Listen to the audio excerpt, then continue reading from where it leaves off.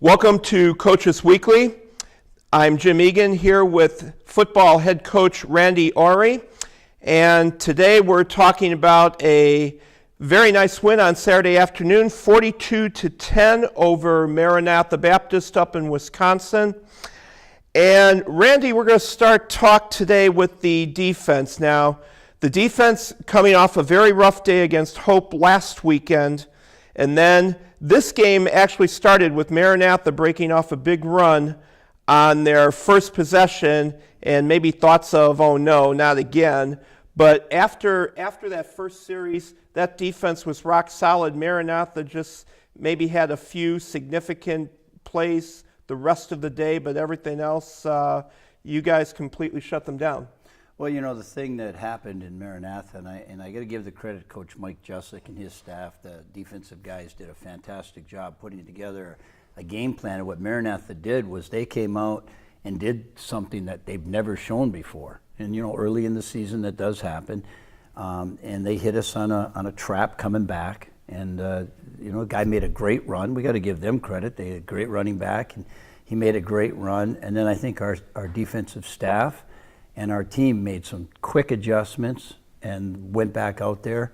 And really, you know, we had a turnover the next series, and they stuffed them and didn't allow anything, and no points out of that. And then the rest of the game, they really held them to check. So I got to give the credit to Coach Jusick and the defensive guys, Coach Eric Finney and Coach John Preston. I thought they did a fantastic job, and our team did a real nice job making the adjustments we needed to right away on the field.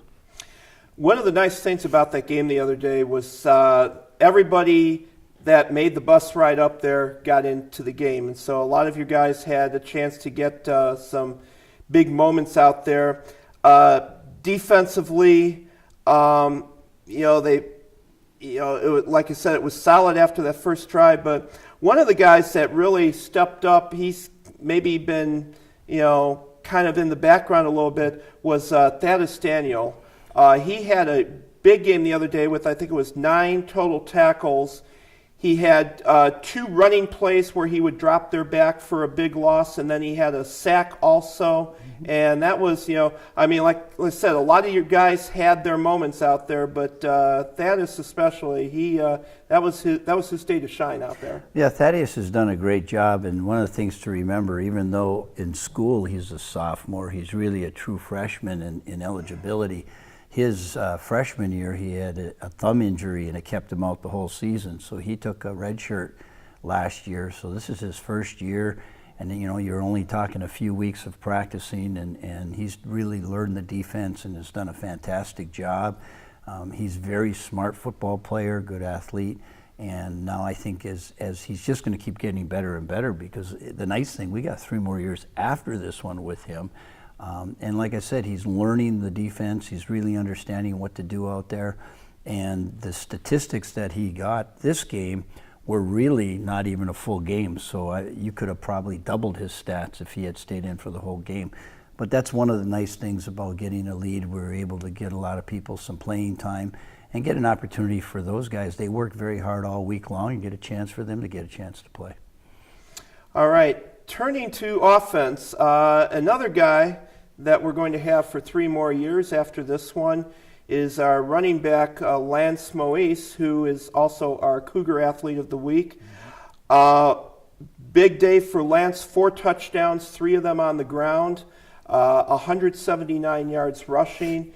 And, when you think in maybe just the last decade, Concordia's had some big-time running backs like Kyrie Copeland, Andrew Maddox, and it's still early. I mean, Lance's college career is all of 3 games right now, but he definitely looks like he has a chance to be right up there with some of our best over the years. Well, I think it's too early to put him as one of the great ones yet, but I do see a lot of potential with Lance. He's a great young man and probably one of the nicest, most humble guys that I've ever coached. And so it really makes it nice to have a young man of that talent, of that character, of that ability, and he's doing a great job.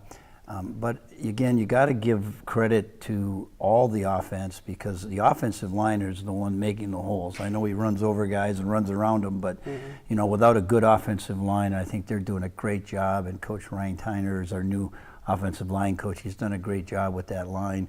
And then the ability for Shane and our receivers to stretch the field has really made a difference too, because now what do? If people are dropping off, which they tried to do a little bit. They were trying to drop 8 guys sometimes and only rush 3.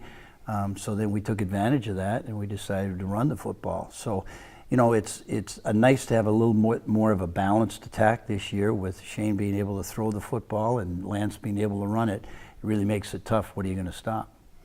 Right, and you'll be happy to know that we had Lance in here already, and he was very quick to credit that offensive line as well. So yes, it was a great job by all of them on Saturday.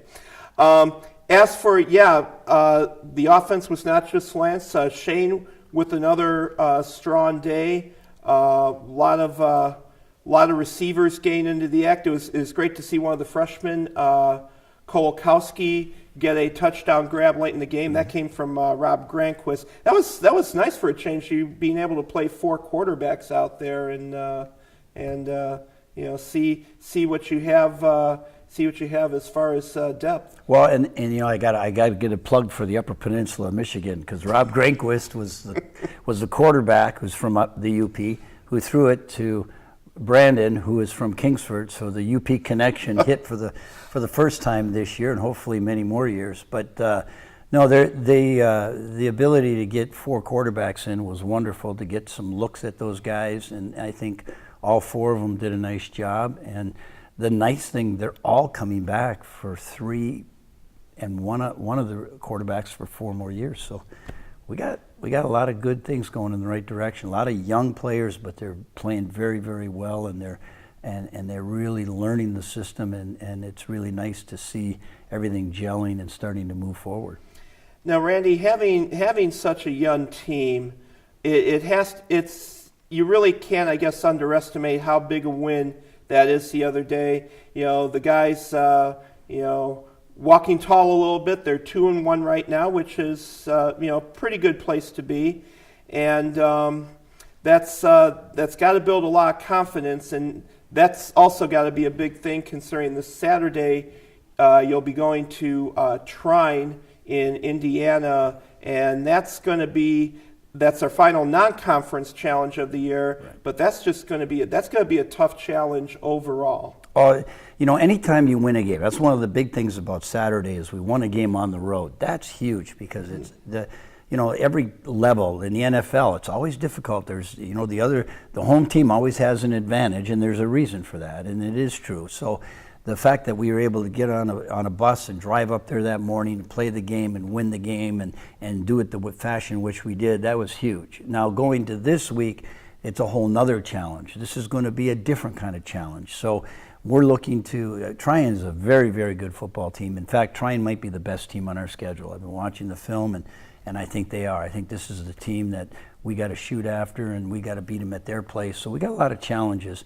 But we also have to keep in mind that we have 4 non-conference games before we get into our conference.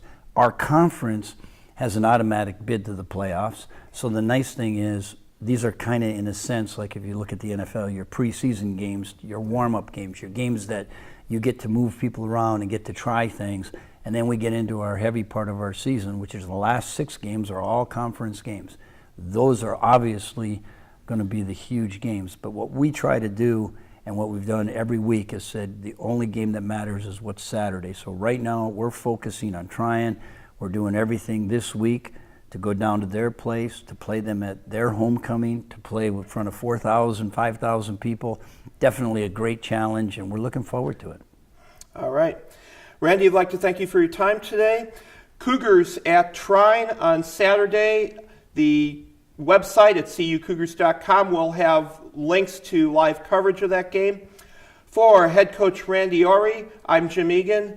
Thank you for watching Coaches Weekly.